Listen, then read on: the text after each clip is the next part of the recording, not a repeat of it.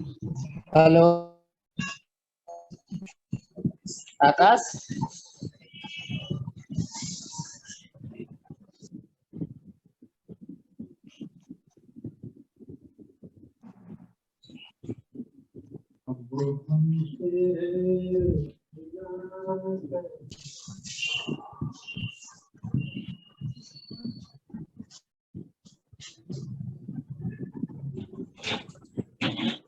Hello.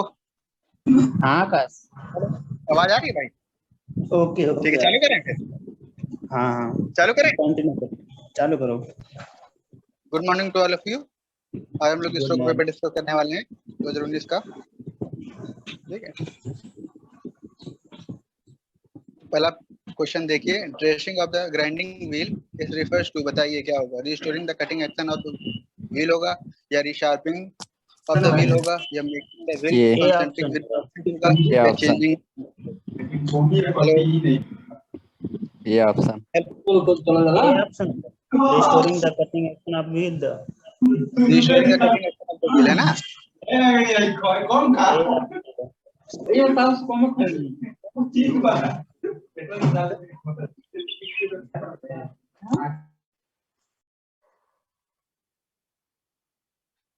Hello. तो first का जो ऑप्शन होगा करेक्ट, वो ए पार्ट होगा। Restoring the cutting action of the wheel होगा। ठीक है। और रिशार्पिंग द व्हील क्या होता है, ये बताएगा?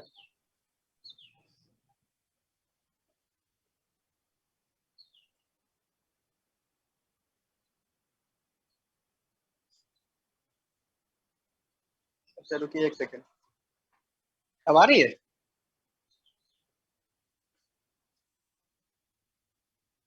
अच्छा। सेकंड ऑप्शन बताएगा कोई? Shaping of the grinding wheel, बताइए क्या होता है शेपिंग ऑफ द व्हील। ये क्या प्रोसेस होती है? इस प्रोसेस का नाम क्या होता है, कोई बताएगा? Counter boring. ट्रूइंग। तो फर्स्ट ऑप्शन के हम सेकंड ऑप्शन पे बात कर रहे हैं। फर्स्ट क्वेश्चन के सेकंड ऑप्शन पे बात कर रहे हैं। शेपिंग ऑफ द व्हील किसे कहते हैं, कौन सी प्रोसेस होती है ये? ये ट्रूइंग होगा, ट्रूइंग। ट्रूइंग। हाँ, ट्विंग व्हील करेक्ट ऑप्शन होगा। और making of the wheel concentric with the axis, इसको क्या कहते हैं? ये भी एक प्रोसेस होती है। ग्लेजिंग। क्या चीज? ग्लेजिंग। ग्लेजिंग। ग्लेजिंग में तो हम लोग वो करते हैं ना इसका भी ट्रूइंग होगा। इसका क्या भी चीज? ट्रूइंग होगा। अरे वो ट्रूइंग ही लेड का होगा। वो नहीं। इसका भी ट्रूइंग होगा। ठीक है। ठीक है, तो डी वाला तो बिल्कुल ही चेंज ही करना पड़ता है उसमें, तो बिल कोई दिक्कत ही नहीं। सेकंड क्वेश्चन देखेंगे। The process of producing the flat sheet of the bolt head at the opening of the drill hole, बताइए क्या होगा। Countersinking, spot counterboring होगा, फेसिंग। काउंटर सिंकिंग होगा, रिमिंग होगा, या spot facing? Spot facing. Spot spot facing. Facing. Spot facing. Spot facing. और तीन काउंटर नंबर। बोरिंग किसे कहते हैं? Spot facing. होल के कुछ साइज को गहराई कुछ तक मतलब होल कुछ बढ़ा दिया होल के जाता डेप्थ है। बढ़ाने के लिए। हाँ, वो क्यों की काउंटर जाती है? Counter boring. काउंटर ये बोरिंग। इसको मतलब बोल्ट के नट हेड वगैरह को स्थान हाँ, देने के बोल्ट के लिए। हेड को उसमें इंसल्ट करा देते हैं, अंदर ही कर देते हैं ना। और काउंटर सिंकिंग क्यों की जा सकती है? होल के काउंटर सिरे को सिंक के बेवल नट। देते हैं। काउंटर संक हेड स्क्रू के हेड को स्थान देने के लिए। बेबल हाँ, बेबल कर स्क्रू के देते हैं हेड उसको को उससे। प्रॉपर सेट करने के लिए हम लोग करते हैं। और रिमिंग क्यों की जाती है? होल को फिनिश बड़ा होल को फिनिश करने के फिनिश करने के लिए। फिनिश करने के फिनिश लिए। करने के लिए, इनलार्ज होल और को फिनिश फिनिशिंग करने दोनों के लिए। करता है। स्टैंडर्ड साइज में फिनिश करने के लिए इसका होता है। हाँ, और स्पॉट फेसिंग तो आप लोगों ने बताई थी, तो इसका ऑप्शन जो करेक्ट होगा वो डी ऑप्शन करेक्ट होगा, बिल्कुल स्पॉट फेसिंग। ठीक है। Difference between the maximum and minimum limit of the size is known as, बताइए क्या होगा। टॉलरेंस। टॉलरेंस। टॉलरेंस। टॉलरेंस होगा, है ना। और डेविएशन किसे कहते हैं? टॉलरेंस बिल्कुल करेक्ट ऑप्शन है। डेविएशन बताइए किसे कहते हैं? छूट। एक्चुअल साइज और बेसिक साइज के बीच घटती अंतर को। हाँ। हाँ, बिल्कुल सही बात है। या आप ये भी कह सकते हैं कि जो, देखिए डेविएशन भी दो टाइप के होते हैं, एक अपर डेविएशन, एक लोअर डेविएशन। साफ्ट में भी आपको मिलता है और उसमें भी मिलता है, होल में भी ये मिलता है। जानबूझ कर दी जाती है ना। हैं? नहीं, अलाउंस जानबूझ के।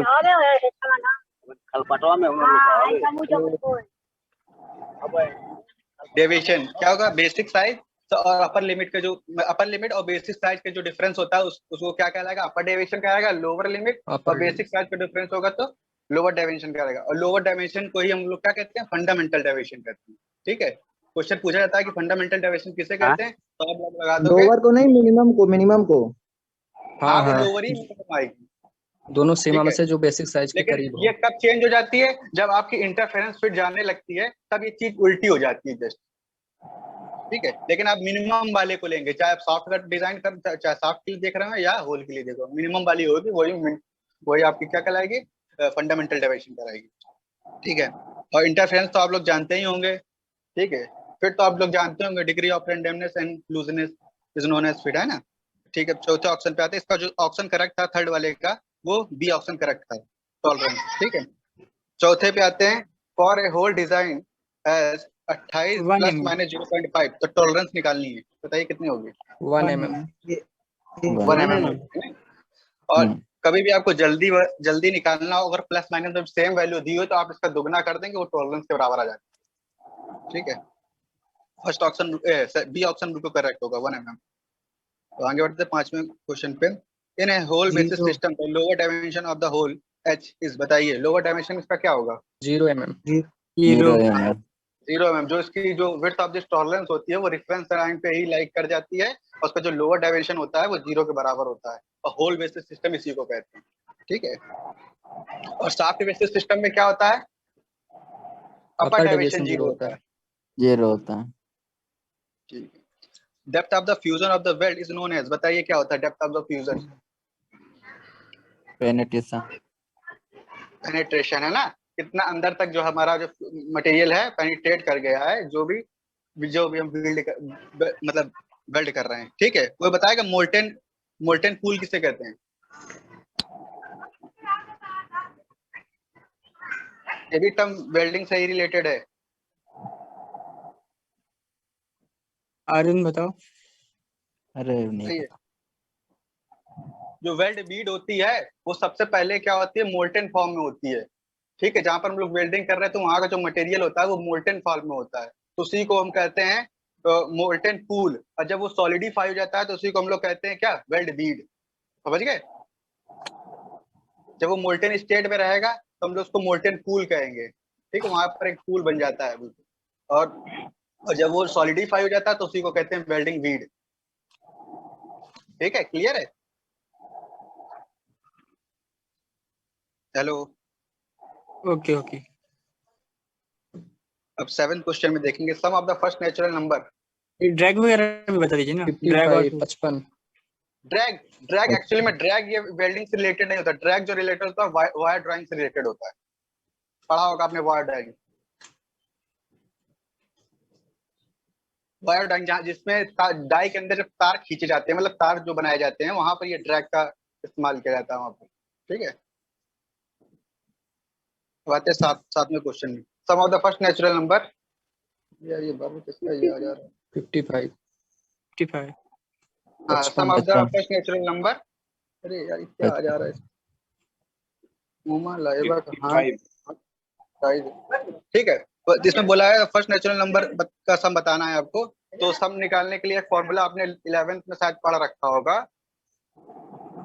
11th में n आपने + 1 डिवाइड में 2। हाँ उससे आप लोग निकाल सकते हैं n/2 2a + n - 1 × d, ठीक है। d जो डिफरेंस होता है और n क्या होता है, कितने नंबर तक आपको निकालना है, आप लोग उससे डायरेक्टली वैल्यू निकाल सकते हैं। हो सकता है कि 10 दिया, कल 20 दे दे, 50 दे दे, 500 दे दे, 1000 दे दे, जो भी देगा आप निकाल लेंगे उसी फॉर्मूला।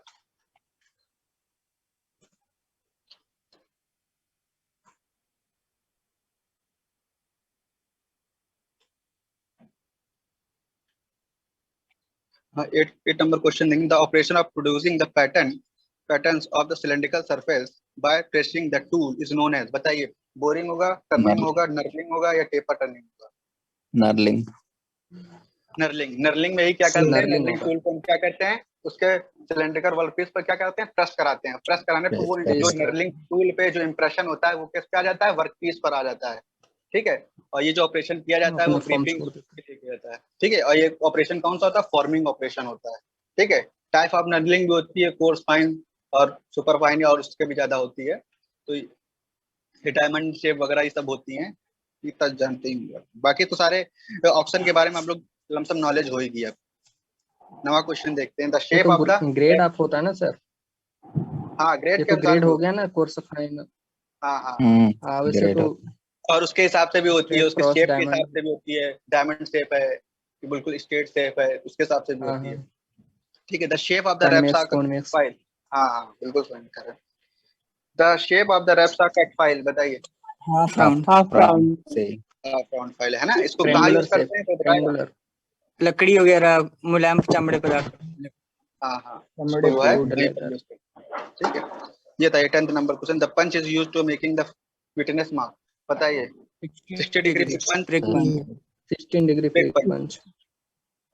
16 डिग्री पंच बिल्कुल करेक्ट ऑप्शन होगा।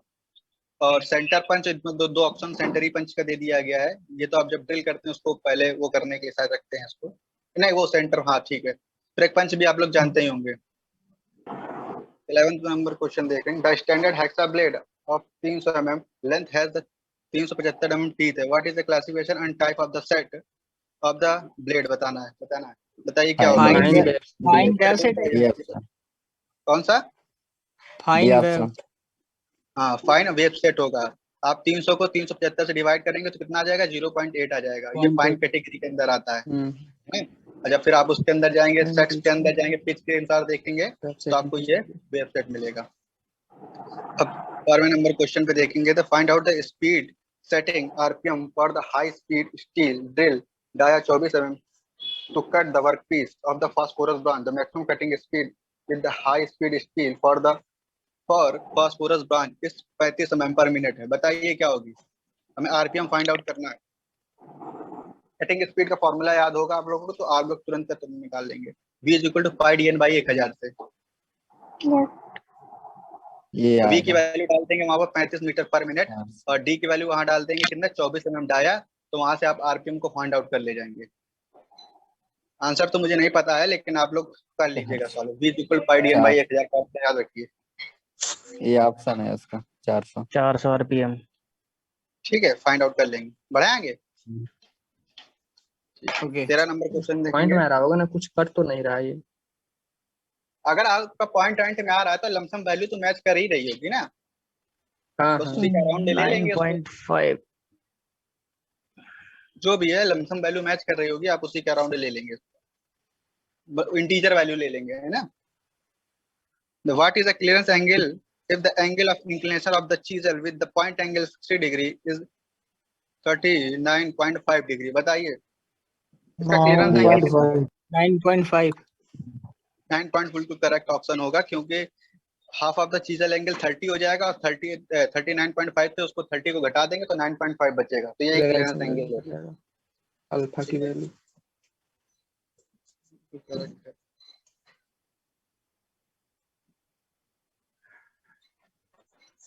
हाँ, 14 नंबर क्वेश्चन देखेंगे। Choose the drill machine of the drilling multiply hole of the large diameter. Radial drilling machine. Radial drilling. Radial drilling multiple hole of the large diameter. बताइए, sensitive bench drilling machine, pillar drilling machine, column drilling machine या radial drilling machine? Radial drilling. Radial drilling machine. हाँ, radial drilling machine जो है सबसे ज्यादा बड़े whole को cut कर सकती है, और क्या कर सकती है, और इसमें कई ऑपरेशन कर सकते हैं। होनिंग आप इसी से कर सकते हैं, कई ऑपरेशन कर सकते हैं आप इस मशीन से। आप तो बाकी तो मशीनों के बारे में जानते ही होंगे। सेंसिटिव ड्रिलिंग मशीन क्या होती है, पिलर क्या होती है। सेंसिटिव ड्रिलिंग मशीन का बड़ा रूप होती है पिलर ड्रिलिंग मशीन, ठीक है, बाकी तो आपको पता ही होगा। दूसरे क्वेश्चन पे आते हैं। दियामेट्रिक आउटसाइड माइक्रोमीटर रेंज है 100 से 125 mm use to measure the diameter of the rod barrel graduation showing 16.5 है, और thimble regulation is line with the barrel datum line has 28। What is the diameter of the rod, बताना। बताइए rod का diameter कितना हो। बिल्कुल simple सा question. D option.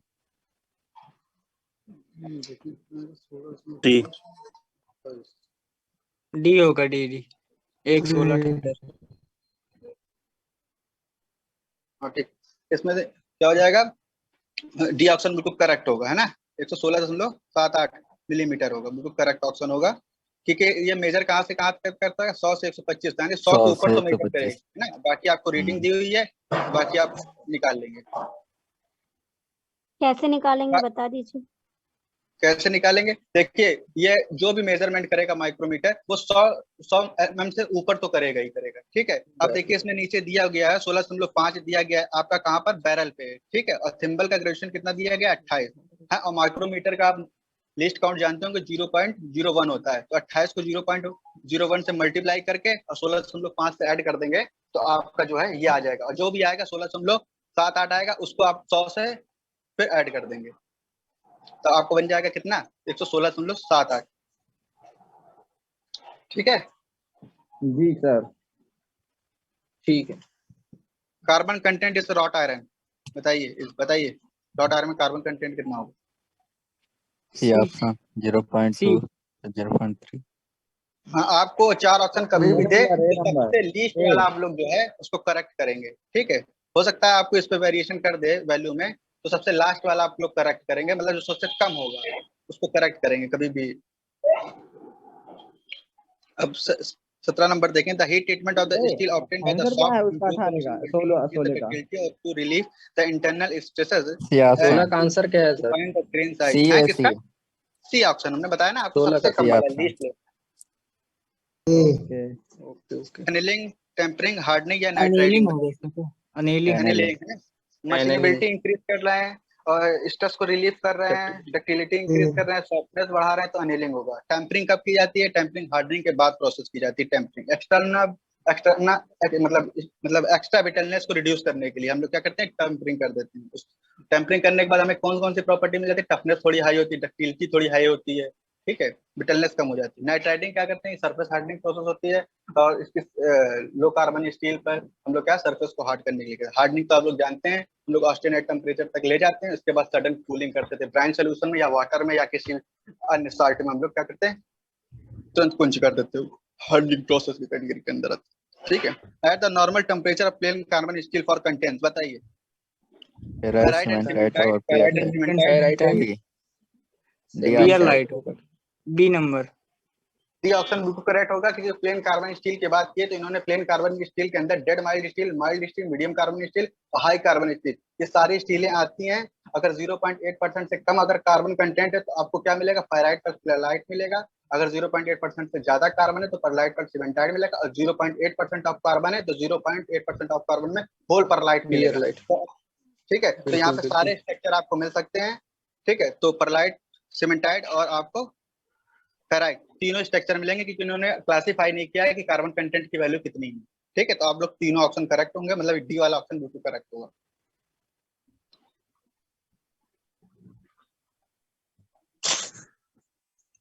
समझ में आ रहा है ना? ये क्वेश्चन बढ़िया था। अरे भाई बता दिया करो हमें। बिल्कुल बिल्कुल सर। ये 19 नंबर क्वेश्चन देखेंगे। One of the following is not a work holding accessory of the lathe, बताइए। Clutch not plate. बोला है, face plate, mandrel, chuck plate या फिर आपका है सेल्फ सेंटरिंग चेक, बताइए। Catch C option clutch plate. Option correct होगा ना। ये वर्क सपोर्टिंग डिवाइस होती है ना। कैच प्लेट आपकी वर्क सपोर्टिंग डिवाइस होती है, फ्लेश प्लेट भी आपकी होल्डिंग डिवाइस होती है, मेंडल भी होता है, सेल्फ सेंटरिंग चेक भी होता है। ये आपकी वर्क सपोर्टिंग डिवाइस होती है। देखा है किसी ने इसको? देखा है, यूज भी किया है। इसमें एक यू ग्रुप कटा होता है, इसकी पहचान होती है कि यू ग्रुप कटा होता है इसके अंदर, ठीक है। 20वां क्वेश्चन दे, which of the following the control the chip geometry while turning, बताइए। Relief angle, approach angle, rake angle या clearance angle? Rake angle. Rake angle में भी कौन सा एंगल होता है? साइड रैक एंगल होता है कि आपका फ्रंट रैक एंगल होता है? तो बताइए। साइड। साइड वाला बिल्कुल करेक्ट होगा। साइड रैक एंगल होता है जो हमारे चिप के कंट्रोल और डायरेक्शन देता है चिप को, ठीक है। और जो हमारा फ्रंट रैक एंगल होता है वो क्या काम करता है, बताएगा? उसका क्या काम होता है? वो टूल को स्ट्रेंथ प्रोवाइड कराता है, ठीक है, और टिप की शार्पनिंग भी प्रोवाइड कराता है वही, ठीक है। और उसके ऊपर डिपेंड करती है हमारी सरफेस फिनिशिंग। अब ये देखेंगे 21 number question, if it designated option बता दीजिए। किसका? 20 वाले का? 20 वाले का रैक एंगल बिल्कुल करेक्ट ऑप्शन होगा। इसके बी ऑप्शन का मतलब क्या है? डी वाला क्लियरेंस एंगल। क्लियरेंस दोनों ही सेम होते हैं। Approach angle. Approach angle, approach tool जो है किस एंगल से अप्रोच कर रहा है वर्क पीस को, ठीक है, that angle is known as approach angle. ठीक है, ये अप्रोच एंगल और अच्छे तरीके से ORS सिस्टम पे डिफाइन किया जाता है। वहां पर अप्रोच एंगल बिल्कुल एकदम प्लेन से दिखाया जाता है बिल्कुल। बस आप लोग ये मानिए कि अप्रोच एंगल वो एंगल होता है जिससे टूल जो है वर्क पीस के अंदर जो है अप्रोच कर रहा होता है। कटिंग के दौरान अप्रोच करता है पहले टूल, तब वो टूल जैसे जाता है वर्क पीस की तरफ, उसी के एंगल बनता है। इसी को टॉप राइट एंगल साइड को ही अप्रोच कटिंग एंगल एंगल ही कहते हैं। बोलते हैं ना। हाँ हाँ, लेकिन इसको सही तरीके से जो डिफाइन किया गया है वो ORS सिस्टम पे किया गया है। टॉप राइट एंगल कभी को भी अगर बोलते कोई हैं बात अप्रोच आती एंगल। है, अगर ऐसे सिस्टम पढ़ रहे हैं तो वहां पर इस अप्रोच एंगल की बात कभी नहीं करता वो रैक एंगल की बात करेगा या साइड रैक एंगल की बात करेगा। वैसे जो मतलब होता है अप्रोच एंगल का, किस टूल जो है वर्क पीस को किस अप्रोच से आगे बढ़ रहा है, उससे जो वर्टिकल डिस्टेंस से जो एंगल बनता है उसी को हाँ कहते तो हैं। हो जाए तो ले लिया। ठीक, अब आगे बढ़ते क्या ले हैं। लिया? ए fit designated as 30H7 G6, बताइए क्लेंस फिट होगी, ट्रांजिशन फिट होगी, All basic interference clearance fit fit. होगी या क्लियरेंस है। All basic clearance clearance fit? fit. तो जी वाला जो आकाश। जी, हाँ भाई, हम ये 20 नंबर क्वेश्चन का जो आंसर होगा वो क्या होगा? वो रैक एंगल बिल्कुल करेक्ट ऑप्शन होगा, बिल्कुल क्योंकि सही उसने है। रैक एंगल के अंदर भी डिफाइन नहीं किया ना कि साइड बोल रहा है कि फ्रंट बोल रहा है, तो रैक हाँ, एंगल बिल्कुल करेक्ट ऑप्शन है।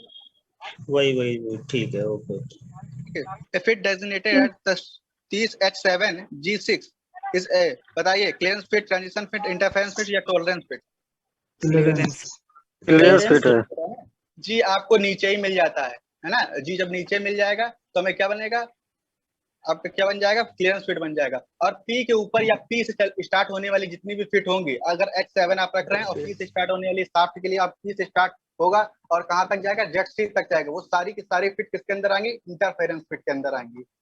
ठीक है, और H से स्टार्ट होकर के पी से पहले वाली जितनी भी फिट बनेंगी वो सब ट्रांजिशन फिट के अंदर आती है। ठीक है, ओके। अगर वो ग्राफ आपको याद होगा, एक एस टाइप का एक ग्राफ बनता है शाफ्ट के लिए और होल के लिए, दोनों एक ही में बन जाते हैं। वो ग्राफ अगर याद होगा आपको तो आप उसको ज्यादा अच्छे से इमेजिन कर पाएंगे चीजों को। If the hole size is 25 plus 0.00 और उसको डिवाइड किया गया है प्लस 0.021 और शाफ्ट का साइज दिया हुआ है, मिनिमम इंटरफेरेंस निकालना है आपको। मिनिमम इंटरफेरेंस निकालने के लिए क्या करते डी हैं, नंबर होगा डी नंबर 0.001 mm। हाँ, शाफ्ट का लोअर लिमिट और मतलब होल का अपर लिमिट का बीच का जो डिफरेंस निकलेगा उसको ही कहेंगे मिनिमम इंटरफेरेंस। ठीक है, बी होगा। बी हाँ, होगा बिल्कुल इसका। बी ऑप्शन बिल्कुल करेक्ट होगा, आप लोग निकाल लीजिएगा, बिल्कुल सिंपल सा क्वेश्चन है। Width of the cut produced by the gas operation is known as, बताइए बी क्रूजिंग, ऑप्शन, या बेबल या drag? B option, B option option. B correct हो जाए। जो गैस कटिंग करते हैं उसके दो बीच में चौड़ाई आ जाती है, वो जो कट होने के बाद उसको ही क्या कहते हैं, क्रैप। और ग्रूजिंग बताएगा कौन, क्या होती है ये भी गैस कटिंग से रिलेटेड होता है सब।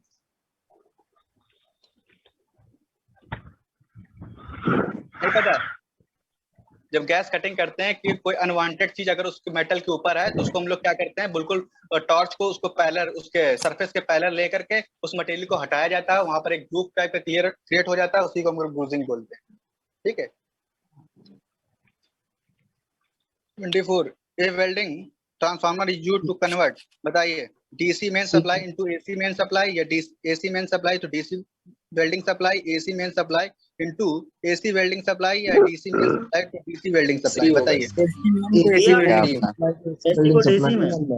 अरे एक एक करके बोलो यार, आवाज नहीं क्लियर आ रही। एसी में सप्लाई को डीसी बिल्डिंग सप्लाई में। देखिए कभी सी भी होगा। ट्रांसफार्मर की बात होगी, अभी कभी भी आपको ऑप्शन आ जाए तो डीसी वाले सबको कट कर दीजिएगा। ट्रांसफार्मर हमेशा DC के एसी लिए नहीं सप्लाई में यूज होता। किया जाता है। ठीक है, सी और होगा क्यों यूज इसका। किया जाता है उसका भी रीजन है कि एसी सप्लाई में फ्रिक्वेंसी जो होती है चेंज होती है। ठीक है, और जब फ्रिक्वेंसी चेंज होगी तो उसका फ्लक्स चेंज होगा, फ्लक्स चेंज होगा तभी वो सेकेंडरी वाइंडिंग में जाकर के वो अटैच करेगा। ठीक, अटैच करेगा तभी सेकेंडरी वाइंडिंग से हमारा पोटेंशियल डिफरेंस आपको मिलेगा। ठीक है, और जो कि आपकी डीसी वेल्डिंग में नहीं हो सकता। डीसी वेल्डिंग में आपने डीसी सब ट्रांसफार्मर मतलब जो उसमें डीसी सप्लाई अगर यूज करते हैं तो उसमें क्या होता है, फ्लक्स का चेंज नहीं होता। अगर आपने प्राइमरी वाइंडिंग में डीसी करंट को अप्लाई भी कर दिया तो थोड़ी देर बाद क्या होगा कि वो कॉइल हीट हो जाएगी, हीट हो जाने के बाद क्या हो जाएगी, बर्न आउट हो जाएगी, इंसुलेटर उसका जल जाएगा, बिल्कुल बेकार हो जाएगा, फ्लक्स चेंज ही नहीं होता, कोर भी हीट हो जाएगा, हो सकता है कि आपका कोर भी मेल्ट कर जाए। तो वहां पर इसलिए नहीं यूज करते इसको, ठीक है। और डीसी करंट की फ्रिक्वेंसी कितनी होती है बताएगा कोई? जैसे एसी की 50 हर्ट्ज होती है, डीसी की कोई बताएगा कितनी होती है? डीसी की 650 फ्रिक्वेंसी जो होती है, जैसे उसमें स्टेट नहीं लाइन बदलती ना। साइनोसॉइडल वेव आपको मिलती है एसी करंट में, और डीसी में नहीं मिलती, इसलिए स्ट्रेट लाइन होता है तो उसकी फ्रिक्वेंसी क्या हो गई? 0। 0। ठीक है। 25 नंबर क्वेश्चन देखते हैं। The narrow and thin part of the file which is connected to the handle is known as, बताइए। टैंग टिप, पॉइंट, टैंग या एज? टिप एंड पॉइंट दोनों सेम चीज होती है फाइल में। टैंग जो होता है हैंडल जहाँ लगाते हैं वो होती है, और एज क्या होती है? साइड की एज होती है, साइड होती है, ठीक है। तो टैंग जो होता है वही आपका हैंडल में फिट किया जाता है। हैंडल के ऊपर एक रिंग लगी रहती है, उस रिंग को क्या कहते हैं? फेरुल। फेरुल कहते हैं। फेरुल क्यों लगाई जाती है? हैंडल को फटने से बचाने के लिए। बिल्कुल, जैसे कि आप ज्यादा ठोक देते हैं तो वो उसको फट ना जाए, इसलिए उसको फेरुल लगा देते हैं, ठीक है। डिफरेंट मटेरियल की भी होती है, स्टील की भी वो बनाते हैं, प्लास्टिक कोई कोई बना लेता है, डिफरेंट टाइप बना लेते हैं। मटेरियल तो कोई भी डिफाइन नहीं है, ज्यादातर स्टील वगैरह यूज करते हैं।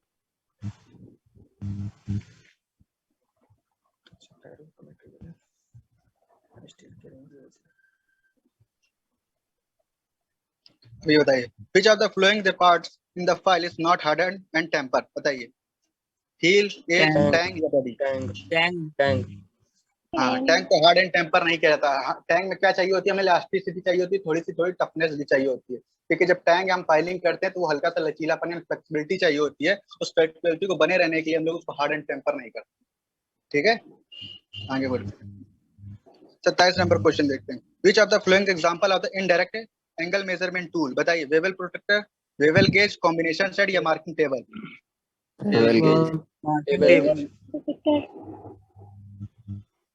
कौन सा है? Marking table. Bevel gauge. Bevel gauge. लेकिन आजकल के जो अभी लेटेस्ट आया है वेवल गेज, वो आ गया बर्नियर के ऊपर, है डिजिटल आ गया है वो, ठीक है। अब ये ऑप्शन इनको हटा देना चाहिए, लेकिन अब जो आ गया लेटेस्ट आ गया है वो आप डायरेक्ट मेजरमेंट कर सकते हैं आप उससे। लेकिन ये पुराना क्वेश्चन है, इसलिए आप वेवल गेज को करेक्ट ऑप्शन करेंगे, ठीक है। लेकिन अब जो डिजिटल आ गया है वो 28 नंबर बताओ। मार्किंग टेबल में होता है क्या मतलब? अरे इसने बोला एंगल मेजरमेंट का, तो मार्किंग टेबल एंगल तो नहीं मेजर करती ना, इनडायरेक्ट एंगल मेजर करने की बात कर रहा था। तो बाकी दो तो करते हैं, ये तो करती ही नहीं, तो मतलब क्या वेवल गेज करेक्ट ऑप्शन हो जाएगा। मांग रहा है। Oh sorry. ठीक है। 3 unbiased coin is tossed. What is the probability of the getting the most two heads? बताइए। 2 हटाने की प्रोबेबिलिटी बताइए। 1/4। 1/4 होना चाहिए। 7/8। आप एक बार क्वेश्चन को देखिए, 3 डाइज हैं, अच्छा 3 कॉइन्स हैं, 3 कॉइन्स हैं। 3 कॉइन को अगर एक साथ उछाला जाता है तो उसमें हेड आने की मतलब 2 हेड आने की प्रोबेबिलिटी आपको बतानी है। हो सकता है कि आपने जब उछाला हो तो तीनों में टेल आ गए हो, तीनों में हेड आ गए हो, फर्स्ट में टेल आ गए हो, दोनों में हेड आ गए हो, या दोनों में हेड आ गए हो, फर्स्ट में टेल आ गए हो। इसकी कितनी प्रोबेबिलिटियां बनेंगी?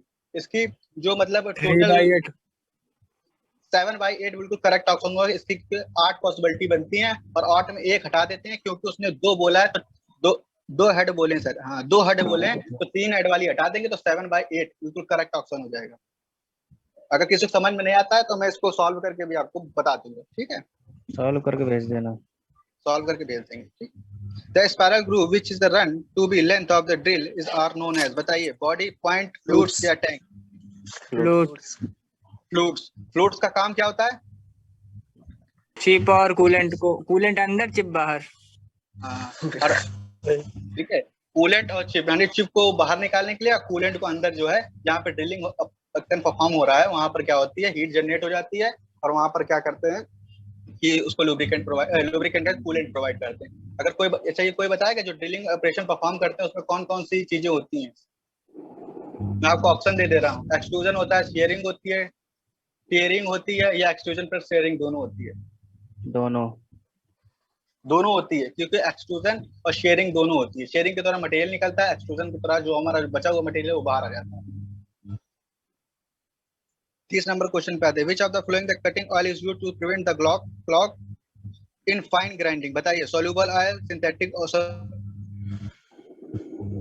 सिंथेटिक soluble सॉल्युबल है ऑयल। या वाटर या मिनरल ऑयल, बताइए। Synthetic soluble oil correct option होगा, ठीक है।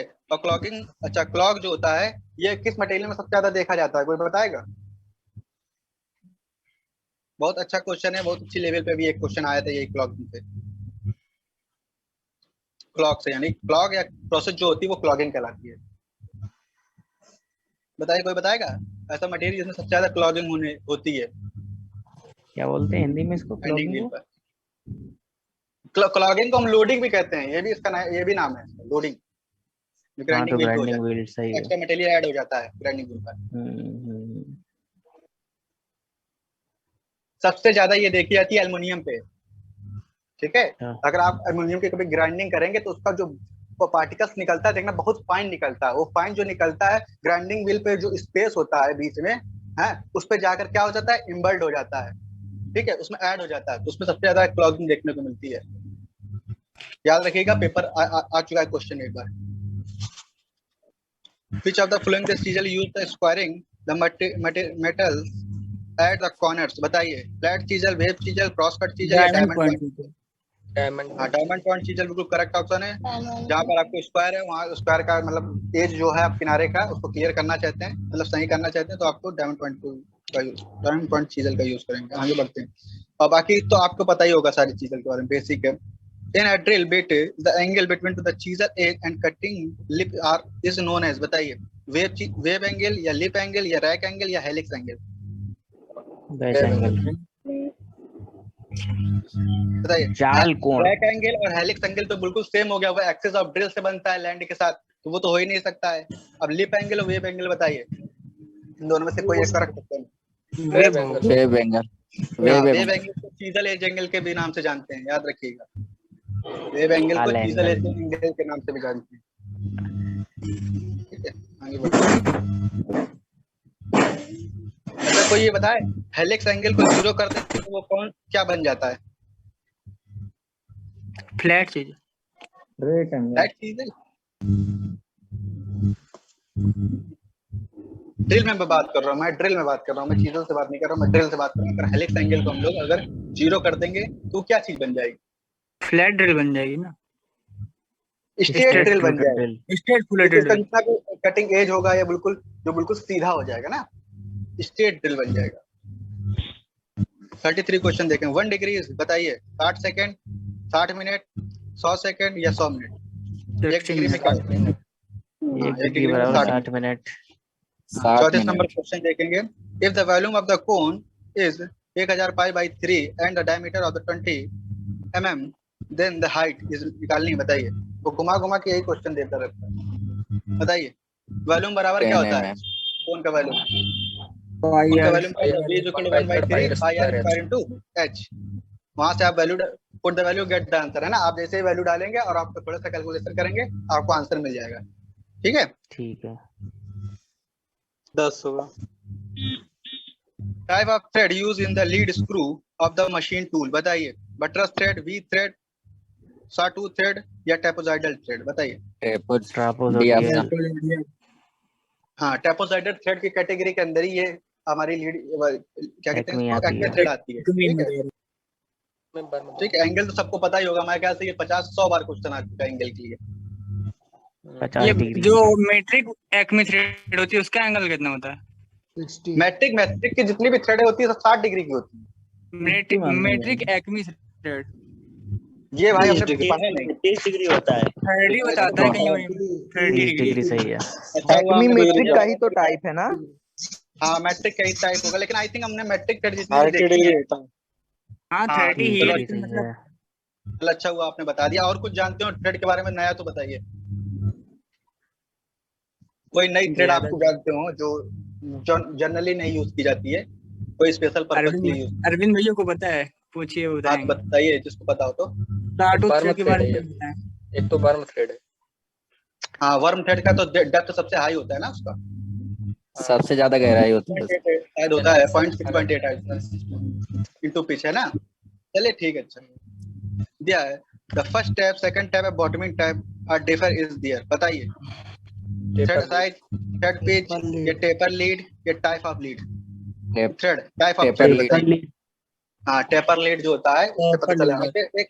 और इसमें एक चीज और डिफरेंसेस होती है, कोई रिंगिंग होती है, कोई बताएगा? हाँ रिंग होती रिंग है। होती है, रिंग उसमें होती है एक दो फर्स्ट। तीन रिंग चेंज होती हैं। 1 2 3 बॉटम फर्स्ट वाले में टैप में कितनी फर्स्ट रिंग? होती है, सेकंड बॉटमिंग में कितनी होती है? 3 तीन होती है। 3। बिल्कुल करेक्ट है, बिल्कुल। Which of the flowing is known as fish back file? बताइए, रिफलर फाइल या मिल्सॉफ्ट फाइल या ट्रिंकल फाइल या क्रॉसिंग फाइल? क्रॉसिंग फाइल को बोलते क्रॉसिंग फाइल। क्रॉसिंग फाइल ये कहाँ यूज की जाती है? वक्राकार हैं। सरफेस के लिए। हाँ। और ये वाली कहाँ गया, रिफलर फाइल? डाइसिंगर। ये स्पेशल फाइल की कैटेगरी के अंदर आती हैं। सिल्वर डाई ये मेकर्स यूज करते हैं, डाई वगैरह में करते हैं क्या रिफलर का? हाँ डाई मेकर्स यूज करते हैं। ट्विंकल फाइल प्रिंटिंग और नक्काशी वाले बताइए। कार्यों में ये टिंकरिंग के लिए करते हैं, ऑटोमोबाइल में टिंकर फाइल का। और मिल्सॉफ्ट फाइल कहाँ करते हैं? ये दांतों वगैरह में, दांतें बनाने के लिए। लकड़ी काटने वाली आरी की धार लगाना। बिल्कुल बिल्कुल सही बात है। ये वुडन द सॉ के शीट मेटल दांतों को वर्क तेज करने के लिए। Anvil is known as? बताइए बताइए, sheet metal work as anvil is known as? बताइए, स्टेक, चीजल, हैमर या और ये स्टैक नीचे कहाँ बोलते गया? हैं, स्टैक। हाँ stack. Stack. Stack sheet metal operation के लिए एनिवल जो हम लोग यूज करते हैं वो स्टैक कहलाती है, ठीक है, शीट मेटल ऑपरेशन। बाकी तो आप लोग जानते होंगे बिल्कुल सारी चीजें।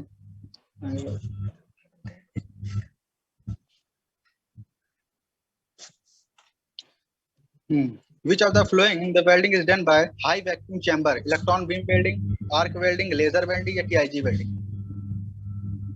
बताइए। Electron beam welding. इलेक्ट्रॉन हाँ इलेक्ट्रॉन बीम वेल्डिंग। कोई इसका एप्लीकेशन बताइए कहाँ यूज होती है? Application is the very important. बता दो, भूल गए। छोटे छोटे पार्ट से वेल्डिंग करने और के लिए इसका एक बताओ। डिसएडवांटेज बहुत बड़ा होता है, इसी वजह से ये वेल्डिंग सब जगह यूज नहीं की जाती। इसको Radiation- मोबाइल इंडस्ट्री में यूज करते हैं, इसको एयरक्राफ्ट इंडस्ट्री में यूज करते हैं, इसको एयरक्राफ्ट स्पेस इंडस्ट्री में यूज करते हैं, ठीक है। टूल रूम में भी इसको कभी कभी यूज किया जाता है, कई जगह इसको सर स्क्रीन तो शेयर करिए।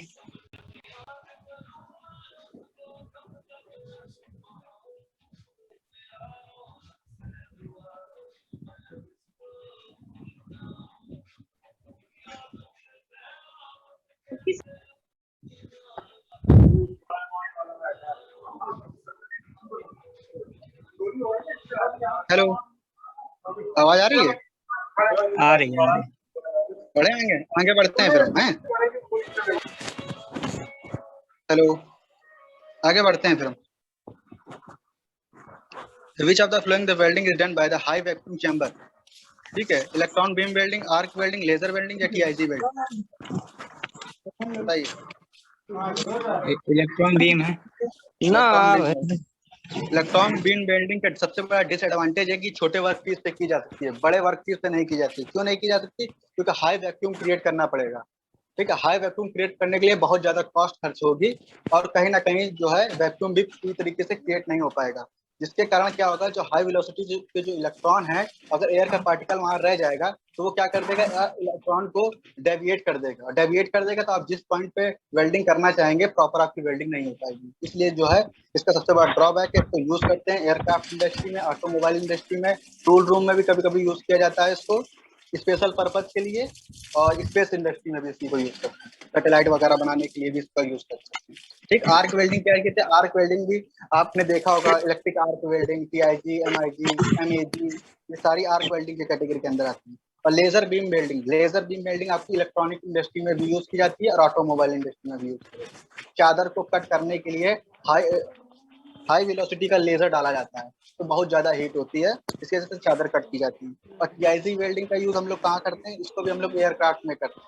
TIG और MIG दोनों ही वेल्डिंग हम लोग एयरक्राफ्ट इंडस्ट्री में यूज करते हैं, बहुत बड़े पैमाने पर यूज करते हैं। और ये स्पेशल किसके लिए बनाई गई थी? पहले सबसे पहले ये एल्युमिनियम और मैग्नीशियम के लिए बनाई गई थी। आज तो हर जगह इसको यूज कर लेते हैं, क्योंकि इसके द्वारा जो वेल्ड किए जाते हैं उसकी वेल्डिंग स्ट्रेंथ बहुत ज्यादा अच्छी होती है। 40 नंबर क्वेश्चन देखेंगे। The angle between the top face of the cutting point at the normal to the Radiation का वर्क। आंसर क्या होगा? हेलो, इसका जो होगा electron beam welding the correct option, high vacuum chamber create किया जाता है। वो जहाँ पर वो एनवायरनमेंट जहाँ पर एयर को निकाल कर बाहर कर दिया जाता है वहाँ वैक्यूम कर दिया जाता है, कोई एयर नहीं होती है, उसी को कहते हैं high vacuum chamber. Vacuum gauge लगा दिए जाते हैं, वहां पर ये भी पता चल जाता है कि कितना वैक्यूम है। ठीक है, एक पर्टिकुलर वैक्यूम क्रिएट करके ही इसके बाद जो है इलेक्ट्रॉन उसको जो है मूव कराते हैं। ये वाला क्वेश्चन देखेंगे 40 नंबर। Angle between the top face of the cutting point and normal to the work surface at the cutting edge, rake angle, clearance angle, inclination angle या पॉइंट एंगल, बताइए। रैक एंगल है ना, रैक एंगल को correct option होगा। Working surface है उसके perpendicular और उसके रैक से फेस से जो एंगल बनता है उसको कहते हैं रैक एंगल। आगे वॉइस बढ़ते नहीं क्लियर आ हैं, रही है। बताइए टूल चैटर का कॉज क्या है? The small clearance angle, excessive clearance angle, high rake angle या small rake angle? Small clearance angle. Small clearance angle, B number. Small clearance angle से कोई चैटर नहीं आता भाई। रमिंग होने लगेगी हल्की हल्की सी, लेकिन चैटरिंग नहीं आएगी। चैटरिंग का मतलब होता है उतार चढ़ाव वाली। ठीक है, एक्सेसिव क्लियरेंस, हाँ बी ऑप्शन बिल्कुल करेक्ट होगा। इसमें क्या होगा, टूल कभी टच कर जाएगा कभी नहीं टच करेगा, इस वजह से ये आ जाता है। हाई रैक एंगल और लो स्मॉल रैक एंगल से तो कभी होती ही नहीं है। ये बस इससे ये पता चलता है कि टूल हमारा कितना मोटा है, टूल हमारा कितना पतला, कितनी कटिंग फोर्स लगा सकते हैं, कितने प्रेशर से उसको कटिंग करा सकते हैं, ये सब इस पर डिपेंड करता है। High carbon steel are machine is used the tool having, बताइए इसका आंसर। स्मॉल पॉजिटिव रैक एंगल या large positive rake angle, low rake angle या negative rake angle? High carbon steel की मशीन करने के लिए यूजिंग द टूल हैविंग, बताइए। नेगेटिव।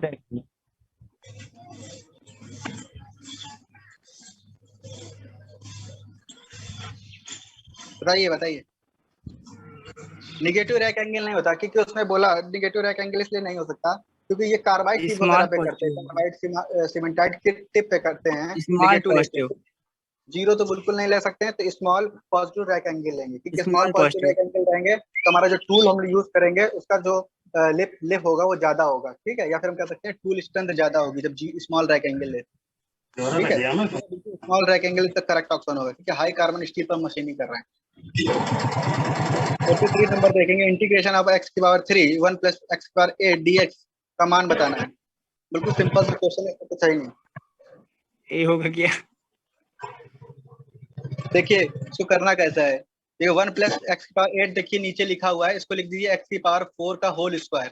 ठीक है, और x की पावर 4 को t मान लीजिएगा और दोनों तरफ डिफरेंशिएट कर देगा तो 4x की पावर n-3 यानी 4-3 और dx इंटू dt के बराबर हो जाएगा, x cube into dx into dt by 4 हो जाएगा। तो x cube into dx dt by 4, x cube into dx की जगह हम dt बाई 4 लिख सकते हैं, तो 1/4 integration of 1 plus T square dx dt हो जाएगा।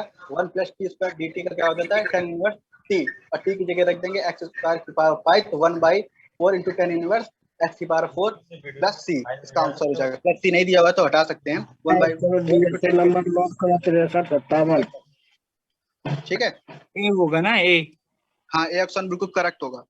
अब 44 क्वेश्चन देखेंगे। If the recommended cutting speed of the mild steel is 20 metre per minute, what is the rotation of speed required to the dia 20 mm drill bit, बताइए। वही question है, पीछे जो question आया था बस थोड़ा घुमा के दे दिया है। ताकि इन्होंने क्या पूछ लिया, आरपीएम फाइंड आउट करने के लिए पूछ लिया। बताइए। v is equal to pi dn by 1000 लगाएंगे, यहाँ d की वैल्यू डालेंगे और वेलोसिटी की वैल्यू डालेंगे, v की वैल्यू डालेंगे, तो वहां से आप आरपीएम को कैलकुलेट कर ले जाएंगे। ठीक है, कर लेंगे ना, बढ़ाएंगे। हेलो पांडे जी, चलिए चलिए आगे चलिए। बता दिया करिए। The angle of the pick punch is used to the witness marks is, बताइए।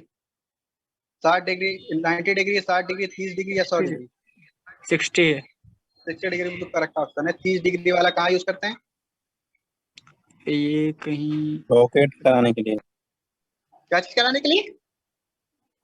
पतले डिवाइडर की नोक को स्थान देने के लिए। हाँ वो भी एग्जांपल ठीक है। 90 डिग्री वाला, 90 डिग्री वाला वो ड्रिल को स्थान देने के लिए, ड्रिल बिट को। हाँ, ड्रिल का सेंटर। और 100 डिग्री का तो कोई मतलब ही नहीं है। ठीक है, helix angle is which drill determines that, बताइए। Clearance angle, rake angle, point angle या इंक्लिनेशन एंगल?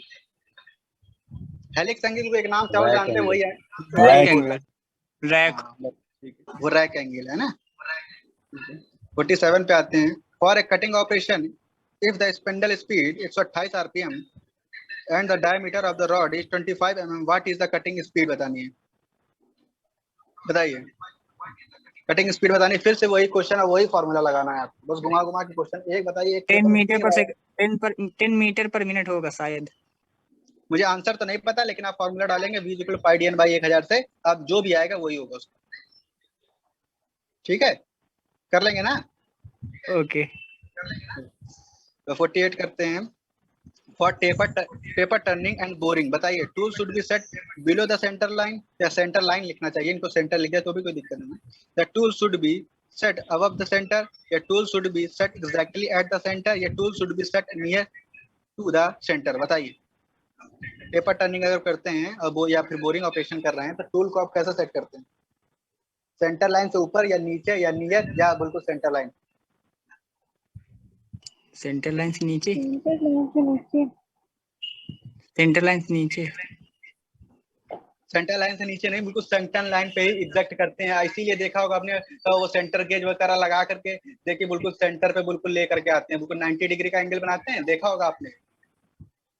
आकाश भाई, हाँ भाई, नहीं देखा, नहीं देखा। थोड़ा सा यार स्क्रीनशॉट ले लेना, अभी तक ज्वाइन नहीं हो रही थी, पता नहीं क्यों, फिर दूसरी अच्छा भाई। मंगाई तब ज्वाइन।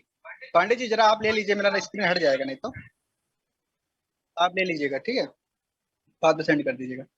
बिल्कुल सेंटर लाइन पे ही लेते हैं, ठीक है। और अगर ऐसा इसलिए करते हैं, अगर सेंटर लाइन से ऊपर लेंगे तो हमारा क्लियरेंस एंगल छोटा हो जाता है, फिर वहाँ रबिंग होने लगी, तो जहाँ रबिंग होने लगी तो वहाँ फ्रिक्शन जनरेट हो जाएगा, फ्रिक्शन आ जाएगा, फ्रिक्शन की वजह से क्या होगा, हीट डेवलप होगी, हीट डेवलप होगी तो जो कटिंग पे लगने वाला जो एनर्जी है वो क्या होगा, हीट में कन्वर्ट होने लगेगा, तो हमारा जो वर्क पीस है प्रॉपर टर्निंग नहीं कर पाएगा। और आपने अगर ज्यादा कर दिया, मतलब नीचे कर दिया, तो वहाँ पर आपका क्या होगा, रैक एंगल बढ़ जाएगा, और नहीं वहाँ पर क्लियरेंस वो बन जाए, क्लियरेंस एंगल बढ़ जाता है, रैक एंगल छोटा जाता है, तो हमारा टिप जो है फिर भी कोई प्रॉपर वर्क नहीं कर पाएगा, फिनिशिंग आपकी अच्छी नहीं मिल पाएगी। इसलिए एग्जैक्टली जो करते हैं सेंटर लाइन पर ही करते हैं, आप देख लीजिएगा। और ठीक है, जो मुझे पता वो मैंने बता दिया, बिल्कुल सेंटर लाइन पे ही करते हैं।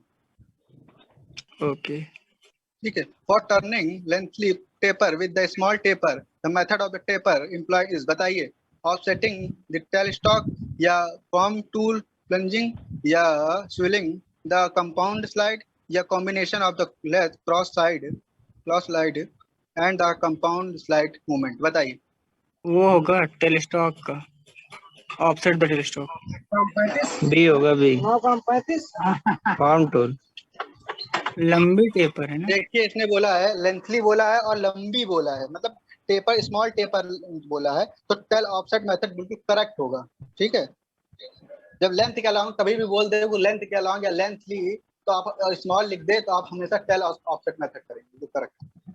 बाकी ये सबसे छोटे के लिए किया जाता है, कंपाउंड स्विलिंग भी छोटे के लिए ही लमसम की जाती है, कॉम्बिनेशन आप फीड दे करके कर लेते हैं, कोई दिक्कत वाली बात नहीं। अब 50 नंबर क्वेश्चन देखते हैं। For the same cutting speed, large diameter drill will have RPM compared to smaller diameter। बताइए, सेम कटिंग स्पीड रखनी है तो हम अब लार्ज डायमीटर पे क्या करेंगे? 3 नंबर हायर कर देंगे, आरपीएम उसका हायर कर देंगे, या फिर हम सेम कर देंगे या लेसर कर देंगे? ठीक है, कम कर देंगे। बताइए, कम। कटिंग स्पीड को मुझे कांस्टेंट रखना है, मतलब दोनों की कटिंग स्पीड बराबर होनी चाहिए, छोटे वर्कपीस की और बड़े वर्कपीस दोनों की बराबर रखनी चाहिए। बताइए किसका आरपीएम हम कम कर लेंगे? छोटे का कम करेंगे। छोटे का आरपीएम क्यों कम करेंगे भाई? छोटे का आरपीएम तो ऑलरेडी ज्यादा रहेगा, कटिंग स्पीड ऑलरेडी बराबर है। कटिंग स्पीड क्या होती है? पाई dn बाई 1000, दोनों के पाई dn बाई 1000 करोगे तो d1 n1 = d2 n2 आ जाता है। और छोटे ड्रिल का तो बिल्कुल कांस्टेंट है, और बड़े ड्रिल में आप कर रहे हो तो आपने क्या किया, ड्रिल को मतलब ड्रिल साइज बड़ा कर लिया, यानी डायमीटर बड़ा कर लिया, तो उसका आरपीएम छोटा नहीं करना पड़ेगा। यानी बड़े साइज के ड्रिल करने के लिए हमें आरपीएम कम आरपीएम पे रोटेट कराना होगा, है ना, स्मॉल होगा, बिल्कुल करेक्ट। इन्होंने एक देखो यहाँ पर लिखा है सेम कटिंग स्पीड लिखा है। कटिंग स्पीड का मतलब क्या हो जाता है, पाई dn बाई 1000 दोनों के लिए बराबर कर दो, छोटे ड्रिल के लिए और बड़े ड्रिल के लिए। बड़े ड्रिल के लिए आप d1 n1 मान लेना, और बड़े छोटा वाला ड्रिल है उसके लिए d2 n2 मान लेना, दोनों को बराबर कर देना। ठीक है, बराबर कर देना। तो डी इसका डाया बड़ा है, डाया बड़ा, उनका प्रोडक्ट सेम होना चाहिए, डाया बड़ा है तो आरपीएम कम कर देना उनका। ये हो सकता है घुमा करके अगली बार पूछ दे आपको स्मॉल के लिए, है ना, तो आप उस हिसाब से उसको भी एडजस्ट कर लेंगे, प्रोडक्ट बराबर होना चाहिए।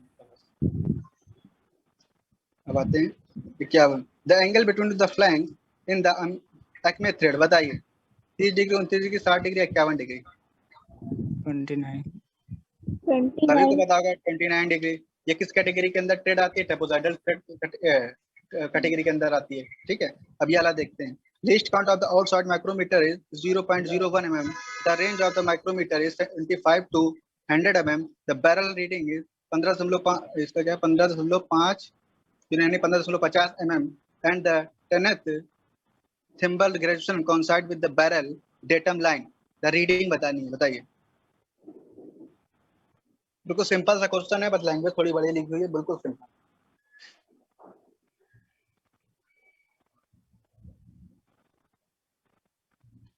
ये नहीं समझ में आया तो हिंदी देख लीजिए, हिंदी में लिखा है। देखिए इसमें क्या लिखा, 15.50 तो लिखा ही हुआ है, इसको बने रहने दीजिए। फिर टेनेथ क्या है, थिम्बल है, ग्रेजुएशन है, कॉन्साइड कर रहा है। ठीक है, तो इसमें 10 को 0.01 से मल्टीप्लाई कर देंगे और इसमें क्या 15.50 में जोड़ देंगे तो कितना आ जाएगा? 15.60 आ जाएगा। बिल्कुल सिंपल सा है, यानी कि 15.60 मिलीमीटर हो जाएगा करेक्ट ऑप्शन।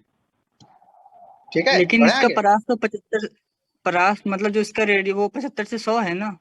हाँ 75 से 100, बट उन्होंने ऑप्शन में नहीं दिया, नहीं तो हम उसको ऐड करते थे जा करके। वही तो ऐड है होना ना? चाहिए ना ये। हाँ ऐड होना चाहिए, बट उन्होंने ऑप्शन में नहीं दे रखा है, तब क्या करेंगे? ऑप्शन नहीं दे रखा तो हम उन्हीं ऑप्शन में चूज करेंगे ना। तो होना तो यही चाहिए, तो बाद हम लोग 100 में से ऐड कर देते उसी को, लेकिन नहीं दिया है तो हम लोग ऑप्शन के अकॉर्डिंग काम करेंगे। तो फर्स्ट ऑप्शन बिल्कुल करेक्ट हो जाएगा, ए होगा। हाँ। The thread is saw tooth thread. बताइए, inclination angle of one side 1 degree and one side 30 degree and other side. B number. कौन सा? बी डी वाला? बी हेलो, सेकंड डी वाला? नंबर। B number second. बिल्कुल confirm हो? हाँ मुझे तो लग रहा है शायद ये होना चाहिए, शायद। नहीं, मुझे भी ए ध्यान नहीं, नहीं है कितना होता है, ए लेकिन तो मुझे नहीं, ऐसा लग बी रहा है। होगा। सेकंड बी होगा। होगा। एक बार कंफर्म कर लीजिएगा, शायद थिंक हमें भी इतना अच्छे से ध्यान नहीं है, कभी पढ़ा था। Confirm sir. कंफर्म है ना बी आपका? है ना। हाँ हाँ, बी नंबर। ठीक है, तो पी होगा। आंसर नहीं मेरे पास थे। Taper is taper pin dreamer. बताइए, बी 120 नंबर। का टेपर होता है, 50 में 1 का टेपर होता है, 75 में 1 का टेपर होता है, या 100 में 1 का टेपर होता है? टेपर पिन तो बताइए। बी टेपर, होता है। हाँ बी होगा इसमें भी शायद। ये बिल्कुल करेक्ट ऑप्शन होगा। ठीक है, 55 नंबर पे आते हैं। A hole is to be made on the mild steel with the 12 mm diameter of the reamer. ठीक, if the underside 0.3 mm, if the overside 0.05 mm, what will be the diameter of the drill? The drill is drill the hole before reaming. बताइए, A option. Before reaming से पहले हम लोग drill का, बताइए। Formula याद होगा तो आप लोग कर लेंगे इसको, आई थिंक। ए। इसका ए है। ये है ना, तो कितना 0.3 दिया, यहाँ 0.5 दिया, यानी टोटल कितना 0.35, 12 में से घटाते हैं। हाँ ठीक है, 11.65 हो जाएगा। हाँ 11.65 बिल्कुल करेक्ट ऑप्शन होगा।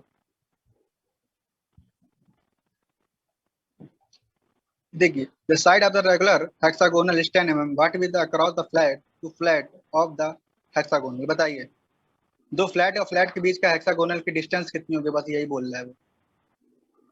1732 पॉइंट, मतलब ए नंबर यानी। ए वाला 17.32। अरे आप लोग फाइंड कर लीजिएगा, हमें पता नहीं इसका आंसर। बिल्कुल सिंपल सा है, दो फ्लैट सरफेस ले ली हरेगा, सामने ए टू सामने एक लाइन खींच दीजिएगा और वहां से आप लोग को साइन थीटा या कॉस थीटा लगा के ऐसे कुछ वैल्यू निकल आएगी। ए रूट 3 होती है ना, मतलब उसका वैल्यू। सी नंबर होगा ना इसका। हेक्सागोनल की बात कर रहा है, हेक्सागोनल के अंदर जितने भी ट्रायंगल बनते हैं सब इक्विलैटरल ट्रायंगल बनते हैं। ठीक है, आप लोग फाइंड कर लेगा, अगर नहीं होगा तो आप बता दीजिए, हम करके दिखा देंगे। ठीक है, तो मुझे आंसर नहीं है, मुझे पता नहीं कि इसका आंसर क्या होगा, मैंने सॉल्व नहीं किया है इसको। ठीक है, सॉल्व कर लीजिएगा, अगर नहीं आए तो बता दीजिएगा, हम कर देंगे। The process of dipping the anodizing part in hot water is known as. बताइए, क्लोराइजिंग या आपका ग्लेनाइजिंग या सीलिंग या इलेक्ट्रोप्लेटिंग? बताइए। देखो, क्लोराइजिंग में क्या कहते हैं, एल्युमिनियम पाउडर का यूज करते हैं। ग्लेनाइजिंग में हम लोग जिंक पाउडर का यूज करते हैं, या जिंक निपिंग भी कर सकते हैं। इलेक्ट्रोप्लेटिंग में किसी भी मेटल की हम लोग प्लेटिंग कर सकते हैं। तो बचा क्या, ये सीलिंग बचा, है ना, यही सीलिंग बचा। एनोडाइजिंग किस पे करते हैं? एल्युमिनियम पे करते हैं। जब एनोडाइजिंग हो जाती है तो उसको क्या करते हैं, फर्दर उसको मतलब बिल्कुल लेयर को चिपकाने के लिए बाद में क्या करते हैं, उसको वाटर में डीप करा देते हैं, एक तरीके से कहते हैं ठंडा कर देते हैं वाटर में डाल के, उस प्रोसेस को कहते हैं सीलिंग। ठीक है, ओके आगे बढ़े, आगे बढ़े। यस ठीक है। विच of the following example of the inorganic coating, बताइए। ऑयल पेंटिंग, या फिर वार्निश, या फिर सिरामिक कोटिंग, या जिंक क्रोमेट प्राइमर, बताइए। ऑयल पेंटिंग होती है, या वार्निश होती है, या फिर सिरामिक कोटिंग होती है, या जिंक, सिरेमिक होगी, बताइए। सिरेमिक होगा क्या? हाँ, इनऑर्गेनिक मटेरियल जो होता है वो सिरामिक होता है, ठीक है। सिरामिक जो मटेरियल होता है वो इनऑर्गेनिक मटेरियल होता है, ठीक है। सिरामिक बहुत बड़ा चैप्टर होता है, इस दिन होगा तो बताएंगे। सिरामिक कोटिंग जो होगी आपकी, सिरामिक कोटिंग किसके ऊपर की जाती है आपको पता है? कार्बाइड टिप के ऊपर सिरामिक कोटिंग की जाती है। सिरामिक वैसे भी महंगा हो जाता है, इसलिए सिरामिक के हम लोग कोटिंग करके उसको यूज करते हैं, कि जिससे कि क्या होता है, जो टूल होता है वो और भी ज्यादा उसके अंदर जो हार्डनेस आता है। आपने देखा होगा गोल्डन कलर का एक कलर चढ़ा रहता है, आपने बिट देखी होगी ना उसकी, क्या कहते हैं, जो सीएनसी में लगाई जाती है, छोटी छोटी इंसर्ट जिसे कहते हैं, नहीं देखी। गोल्डन कलर की होती हैं, सब में अलग अलग कलर होता है।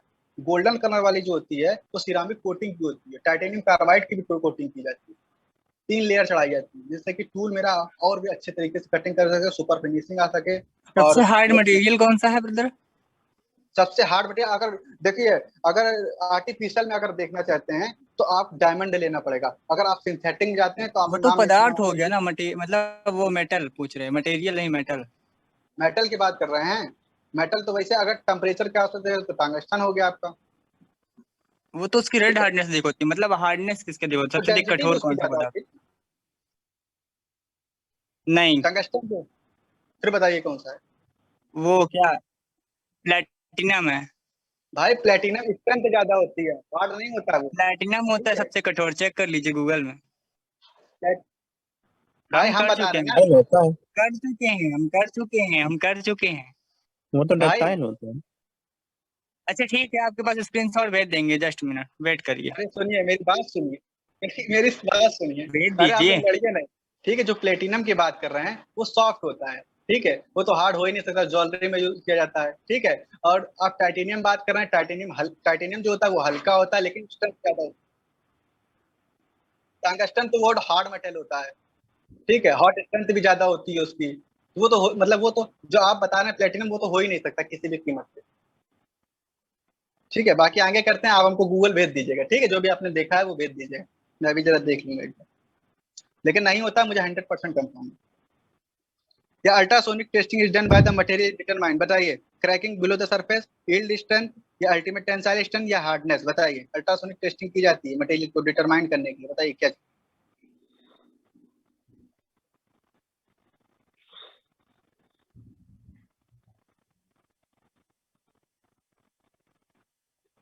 बताइए, अल्ट्रासोनिक टेस्टिंग किसी ने नाम सुना है? अल्ट्रासोनिक तो बहुत नाम सुना होगा, हर जगह सुनने को मिल जाता है। जो 20,000 हर्ट्ज से ऊपर की फ्रिक्वेंसियां होती हैं वो अल्ट्रासोनिक के अंदर आ जाती है। 20,000 से लेकर 30,000 तक के बीच जो फ्रिक्वेंसियां होती हैं वो अल्ट्रासोनिक के अंदर आ जाती हैं। अब बताइए अल्ट्रासोनिक में इससे क्या जांचते हैं, बताइए।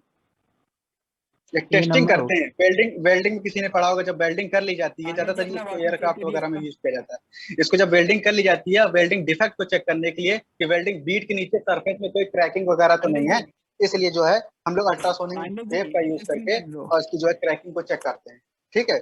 और यील्ड मतलब स्ट्रेंथ, हाँ, रेलवे की पटरी में भी यूज होता है, ठीक है।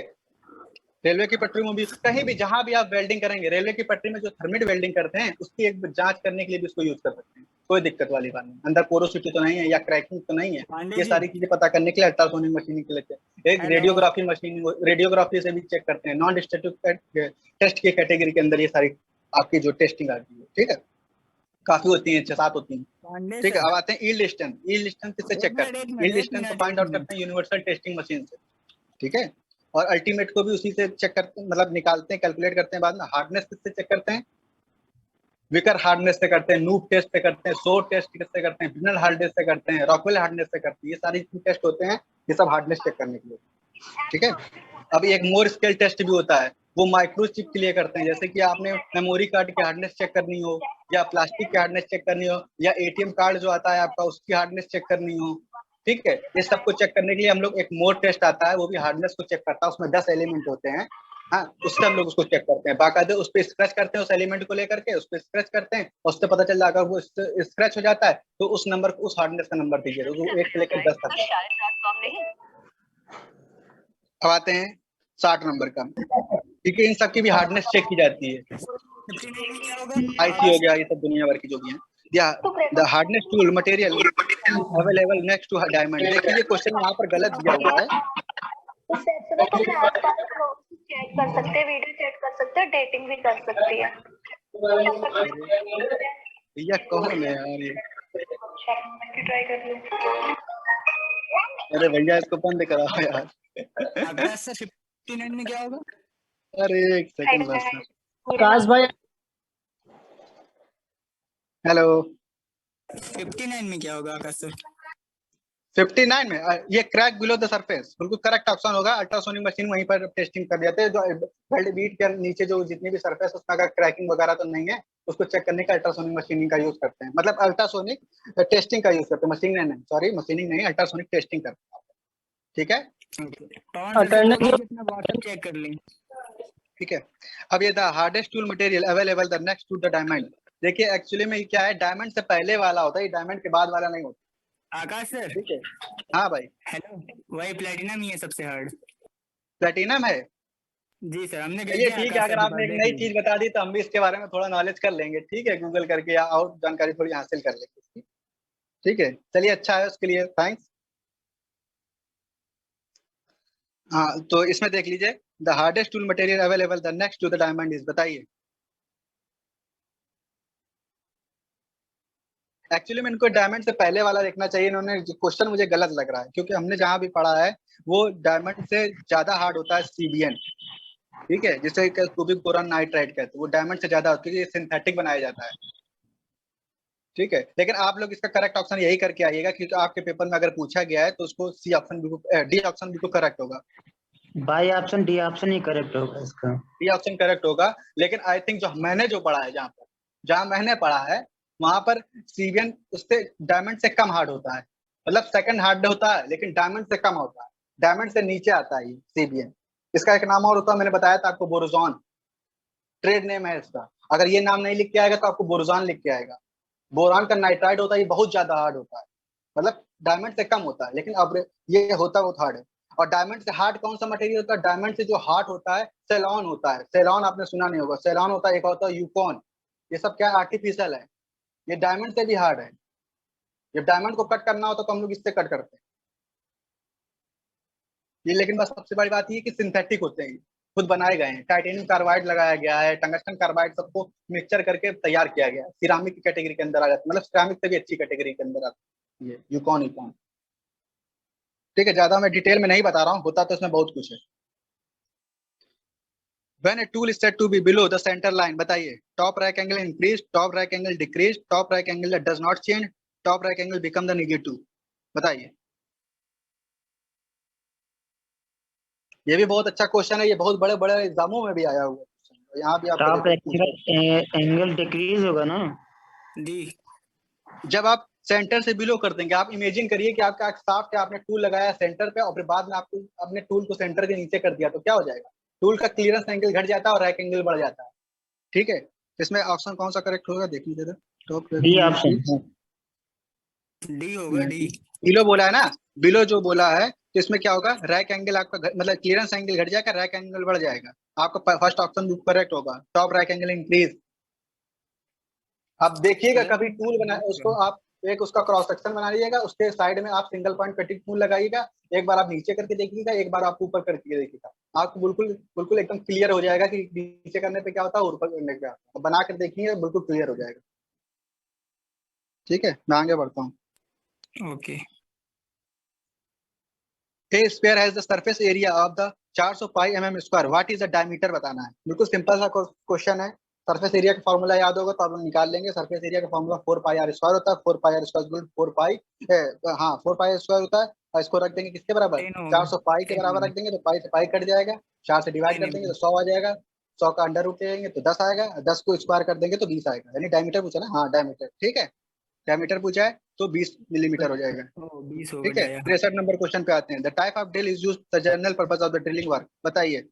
H type, N type, S type या एफ टाइप? N type.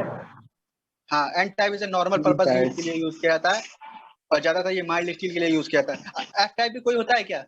मैंने तो तीन ही पता है। नहीं, 3 ही होते। 3 ही होते हैं ना। HNS, हाँ। ठीक है, अब आगे बढ़ते हैं 64। If the centre of the circle 2,3 one end of the diameter one end of the diameter 3.2 3.2 है मतलब कि comma then the coordinate of the other end point. बताइए, बिल्कुल सिंपल सा क्वेश्चन है कि आपका सेंटर दे दिया गया है, 1 इंच का पॉइंट डायमीटर का दे दिया गया है, आपको निकालना है वाला फॉर्मूला लगा दीजिएगा कि हाँ, बिल्कुल 9th स्टैंडर्ड का क्वेश्चन है, आप लोग बना लेंगे हमारे ख्याल से। ठीक है, मैं आगे बढ़ता हूँ कि 10 मिनट बाकी क्वेश्चन। ठीक, लेट डॉग इज यूज। बताइए, ड्राइविंग वर्क आप लोग निकाल लीजिएगा। x1 y1/2 तो किसके बराबर कर देंगे? इसके बराबर कर देंगे 2 के। ठीक है, y1/2 डिवाइडेड बाय 2 किसके बराबर कर देंगे? 3 के बराबर कर देंगे। यहाँ पे एक पॉइंट की वैल्यू दी हुई है, दूसरी पॉइंट की वैल्यू कैलकुलेट कर लेंगे। बिल्कुल सिंपल सा क्वेश्चन 9th स्टैंडर्ड का। ठीक, हाँ, the lathe dog is use. समझ बताइए, गया। Driving the work during the turning between centre या supporting the long job during the turning या as the cutting tool during the turning या होल्ड द जॉब। बताइए, होल्ड द जॉब क्या होता है? ये लेट डॉग कहाँ यूज करते हैं? डी में ये शायद। ड्राइविंग प्लेट के साथ यूज किया जाता है। ठीक है, ड्राइविंग प्लेट के साथ जो है इसको सपोर्ट प्रदान करता है और ड्राइविंग प्लेट को भी, दोनों को करता है। ठीक है, आगे बढ़ते हैं। If the major diameter of the isometric thread is the 6 mm, the pitch is 1 mm. Recommended the tape drill size. बताइए, 5 mm होगा, 6 mm होगा, 6 mm होगा, 4 mm होगा या 7 mm होगा? सिंपल सा है, इसको निकाल सकते हैं हम लोग। 5 mm। 6 माइनस 1 कर देंगे, कितना आ जाएगा? 5 आ जाएगा। ठीक, अकॉर्डिंग टू द ISO, वैसे तो दूसरी तरीके से निकाल। ठीक है, दिया 67 पे आते हैं। The part of the taper shank drill which is into the fit slot of the drill machine spindle is called. बताइए, ड्रिल मशीन का जो स्पेंडल है किस पे जाके फिट हो जाता है? बताइए, मशीन के पॉइंट का, सैंक का, टैंक का या बॉडी का? टैंक पे। टैंक किस में देखने को मिलता है, कोई बताएगा? Taper drill machine. टेपर में मिलता है। और टेपर, और जो टेपर सैंक ड्रिल होता है वही सबसे ज्यादा हैवी कट मार सकता है, यानी कि मोटी सीटों पे उसी को लोग ड्रिल कर सकते हैं, स्टेट वालों को नहीं कर सकते। ठीक है, नहीं जी, स्ट्रेट सैंग याद रखिएगा, पेपर में कभी कभार पूछा जा सकता है, हो सकता है पूछा जाए। तो ऐसा यूनिट ऑफ द लेंथ सबको पता होगा, मीटर होती है ना। Least count of the engineering rule, steel rule please बताइए। Least count of the engineering steel rule 0.5 correct. Specific gravity of the mild steel. बताइए, डेंसिटी याद होगी तो 1000 से डिवाइड कर दीजिएगा तो स्पेसिफिक ग्रेविटी आ जाएगी। 7.8 है। हाँ, 7.8 बिल्कुल करेक्ट ऑप्शन है। ये कोई बताएगा 2.7 किसकी होती है? एल्युमिनियम। हाँ, 27 उसकी डेंसिटी होती है, 1000 से डिवाइड करते हैं तो 2.7 आ जाती है। वन बताएगा कोई किसकी होती है? पानी। हाँ बिल्कुल, density of water, specific gravity of the water is 1। ठीक है, 5 बताएगा कोई किसकी होती है? जिसकी डेंसिटी 5000 के आसपास होगी उसको आप 1000 से डिवाइड कर दोगे, जिस भी मेटल की, वो उसकी डेंसिटी बता, मतलब स्पेसिफिक ग्रेविटी बता देगा।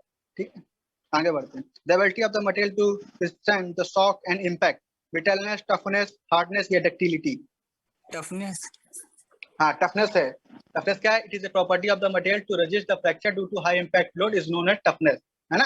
हाई इंपैक्ट लोड सहने से पहले जितनी भी उसके अंदर एनर्जी स्टोर हो सकती है उसी को हम लोग टफनेस कहते हैं। या फिर शॉक की कभी बात कर देगा या इंपैक्ट की कभी बात कर देगा तो आप हमेशा टफनेस को ऑप्शन टिक करके आएंगे। ठीक है, टफनेस ही है जो आप मटेरियल के अंदर एनर्जी स्टोर कर सकता है या फिर कह सकते हैं झटके सह सकता है। ठीक है, डक्टिलिटी तो आप जानते हैं, थिन बार में कन्वर्ट कर सकते हैं। ब्रिटलनेस तो आप जानते हैं, आपने हथौड़ा मार दिया, कुछ इंपैक्ट देगी तो चूर चूर हो जाएगा, जैसे कास्ट आयरन या ग्लास। ठीक है, हार्डनेस आप जानते हैं, रेजिस्टेंस टू एब्रेशन या रेजिस्टेंस टू स्क्रैचिंग या रेजिस्टेंस टू इंडेंटेशन, ये सब किसी हार्डनेस कैटेगरी के अंदर आते हैं। ठीक है, बाकी आगे बढ़ते हैं। The point angle of the general purpose of the drill bit is, बताइए, 108 डिग्री, 18 डिग्री, 90 डिग्री, 60 डिग्री? 180 बताइए। 118 डिग्री माइल्ड स्टील के लिए डिफाइन किया गया है। ठीक है, 90 किसके लिए होता है? बताइए किसके? हार्ड मेटल के लिए। 90 होता है बैकेलाइट, रबड़ वगैरह के लिए। ठीक है, बैकेलाइट कैसा मटेरियल? बैकेलाइट थर्मोसेटिंग प्लास्टिक का। थर्मोसेटिंग प्लास्टिक का क्या नाम है इसकी? बैकेलाइट का फिनॉल फॉर्मल्डिहाइड। इसको एक नाम से और जाना जाता है, फिनॉल फॉर्मल्डिहाइड। ठीक है, कभी आ जाए तो लगा दीजिए, टिक कर दीजिएगा। ड्रिल चकार fit on the drilling machine spindle by means, बताइए, अर्बर, ड्रिफ्ट, नर्ड, रिंग या पिनियन एंड की? बताइए। Arbor. Arbor is the correct option. Drill chuck होता है, ड्रिल चक के पीछे एक आर्बर लगाते हैं, आर्बर के बाद क्या लगाते हैं? स्लीव लगाते हैं, स्लीव को जाके स्पेंडल पे सेट कर देते हैं और उस पर कटिंग कर लेते हैं, मतलब फिर ड्रिल बिट लगाते हैं नीचे से, ठीक है। और जब उसको निकालना रहता है तो ड्रिफ्ट से करके उसको स्लीव बाहर निकाल लिया जाता है, ठीक है। ये सारी प्रोसेस होती है, आप लोग जानते होंगे जहाँ तक मैं ख्याल से। अब आगे बढ़ते हैं। if the thread is designated as Ambara to 1.25 designated, बताइए diameter of the thread है, pitch of the thread है, या angle of the thread है, या distance between the crest and root of this thread है, बताइए। बिल्कुल सिंपल सा क्वेश्चन है, ठीक है, बिल्कुल करेक्ट ऑप्शन है, ठीक है। क्लास को क्लोज करते, और है क्या क्वेश्चन? चलिए है, ठीक है, आगे बढ़ते हैं। The instrument is used to check the gap between to the mating part, बताइए radius gauge, filler gauge, fillet gauge या ड्रिल? जी बताइए, फिलर गेज ना, फिलर दो मेटिंग पार्ट के बीच का अगर गैप मेंटेन चेक करना है तो हम लोग फिलर गेज का यूज करते हैं। आई थिंक रेडियस गेज और फिलेट गेज दोनों सेम होते हैं ना। रेडियस गेज भी कौन सी, कॉनवेव और कॉन्वेक्स दोनों मेजरमेंट कर सकता है, ठीक है। आगे बढ़ते हैं। The speed of the which is the cutting edge of passes over the material while cutting is known as, बताइए कटिंग स्पीड, फीड रेट या रोटेशन स्पीड या मशीन स्पीड, बताइए क्या होती है? पढ़ लीजिए आप लोग एक बार। Rotation, cutting speed, cutting speed है, बिल्कुल कटिंग स्पीड है। फीट की कोई बात ही नहीं, 1 रिवॉल्यूशन के आगे जब टूल मूव करता है तो वो फीट के अंदर आती है। और मशीन स्पीड मतलब, मशीन स्पीड का मतलब हो जाता है वो मोटर से कनेक्ट हो, मोटर का मतलब मोटर से की जो स्पीड है वहीं पर आरपीएम भी देखा जाता है। तो आपका कटिंग ऑप्शन बिल्कुल करेक्ट ऑप्शन होगा। तीनों एलिमिनेट हो जाते हैं, बाकी बचा हुआ है कटिंग स्पीड है, बिल्कुल करेक्ट ऑप्शन होगा, ठीक है। The process of enlarge and finishing the previously drilled hole to accurate the size using the multi point cutting tool, बताइए बोरिंग, काउंटर बोरिंग या टैपिंग या रीमिंग, बताइए। enlarging the finishing the previously drilled hole, बताइए। Reaming, reaming the correct option होगा, है ना। Reaming जो होगा ड्रिलिंग के बाद जो ऑपरेशन परफॉर्म किया जाता है उसको कहते हैं रीमिंग, और उसको एक्यूरेट साइज के लिए जाते हैं, ठीक है। अब आते हैं the thread angle of the metric thread, बताइए 90 degree, 60 degree, 30 degree, 120 degree, 60 degree, 30 degree. Metric thread is the very popular thread, और जो नेट बोल्ट में आपको ज्यादातर देखने को मिलेगी। 60 डिग्री बिल्कुल करेक्ट ऑप्शन है, ठीक है। अब आगे बढ़ते हैं, कहाँ हाँ यहाँ तक आ गए, 79 है। Tool use is the cut external thread is known as, बताइए एक्सटर्नल कट किससे काटते हैं? डाई, हाँ, टैप से क्या करते हैं? इंटरनल काटते हैं। डाई से क्या करते हैं? एक्सटर्नल काटते हैं। ड्रिल बिट से क्या करते हैं? चेंज करते हैं, मतलब होल करते हैं। रीमर से क्या करते हैं? उसको फिनिश करते हैं, ठीक है। आगे बढ़ते हैं। The shank is head, the shank of a head tab is the three ring mark on the bottoming tab is the three ring होती है उसके शैंक पे, और टू रिंग किस पे होती है? इंटरमीडिएट टैब पे, है ना। ओवर रिंग किस पे होती है? पेपर टैब, हाँ बिल्कुल करेक्ट ऑप्शन है। चलिए ठीक है, बाकी नेक्स्ट देखते हैं, ठीक है। Okay bye, thanks, bye.